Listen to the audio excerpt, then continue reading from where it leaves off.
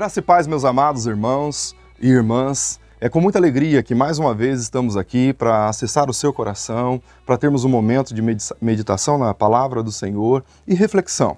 E o tema desta noite é: não seja como Faraó. Sim, o tema em tela é em tudo sugestivo, pois estamos vivendo um tempo de pandemia, assim como o Faraó enfrentou no Egito na ocasião em que foi interpelado para libertar o povo de Israel. Evidentemente, a situação de Faraó era diferente no que diz respeito à natureza e à origem do problema que eles enfrentavam, pois no caso lá fica evidente, lendo o Êxodo capítulo 5, que era a própria mão de Deus. Deixe-me relembrar um pouquinho dessa história. O povo de Israel estava cativo, ou seja, eram escravos do povo egípcio por mais ou menos 430 anos. E aí, lá no capítulo 2, Deus decidiu então levantar um homem para poder resgatar o povo de Israel. Esse homem era Moisés, e tudo o que de fato foi ocorrendo a partir do capítulo 3 dava conta que Moisés seria esse libertador. Já no capítulo 5, Deus manda Moisés interpelar o próprio Faraó, juntamente com seu irmão Arão, e os dois vão interpelar Faraó. No capítulo 5, versículo 2 e 3, diz o seguinte: foram Moisés e Arão e disseram a Faraó: assim diz o Senhor, Deus de Israel, deixai ir o meu povo para que me celebre uma festa no deserto. Mas Faraó disse: quem é o Senhor, cuja voz ouvirei? Não deixarei ir Israel. Não conheço o Senhor e nem tampouco deixarei ir Israel. Bom, depois desse encontro, Faraó fica irado e impõe duras sanções sobre o povo de Israel, aumentando ainda drasticamente o trabalho. Naturalmente, o povo recorre a Moisés, queixando-se da situação. Moisés, por sua vez, consulta ao Senhor e Deus anima o seu coração, prometendo que livraria o povo de Israel.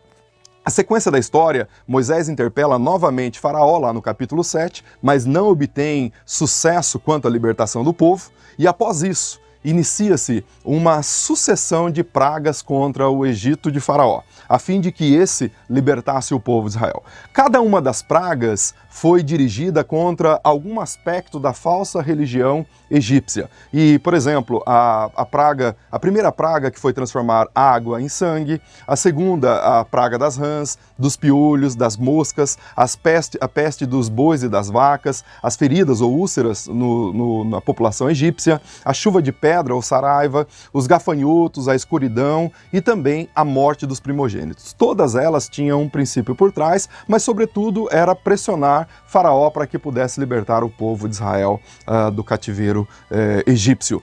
Bom, no início, Faraó não deu muito crédito às pragas, visto que os seus magos conseguiram reproduzir algumas delas. Porém, a partir da terceira praga, a praga dos piolhos, os seus próprios magos disseram o seguinte: isto é dedo de Deus, está lá em Êxodo capítulo 8, versículo 18.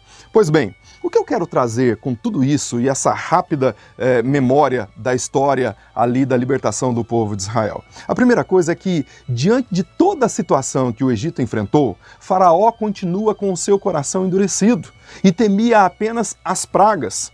O que efetivamente ele desejava era que se cessasse as pragas e o resto estaria tudo sob controle.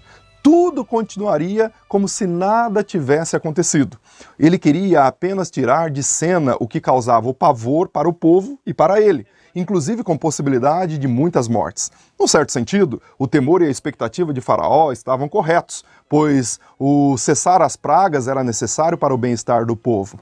O problema é que o coração dele continuava endurecido e ele não conseguia enxergar nada além daquele momento de aflição.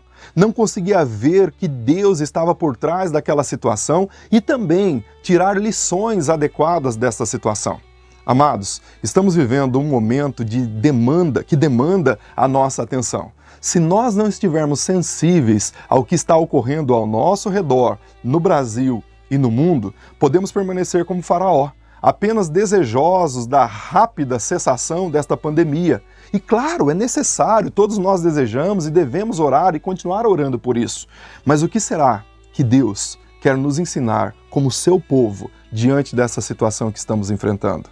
Quais são as lições que podemos e devemos tirar de tudo isso?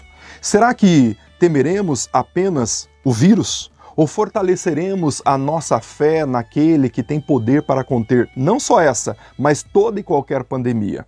Será que permaneceremos com os corações endurecidos ou nos abriremos para o senhorio do nosso Deus em nossas vidas? Será que continuaremos sem reverência e temor ao Senhor? Ou sairemos dessa experiência verdadeiramente tementes ao Senhor?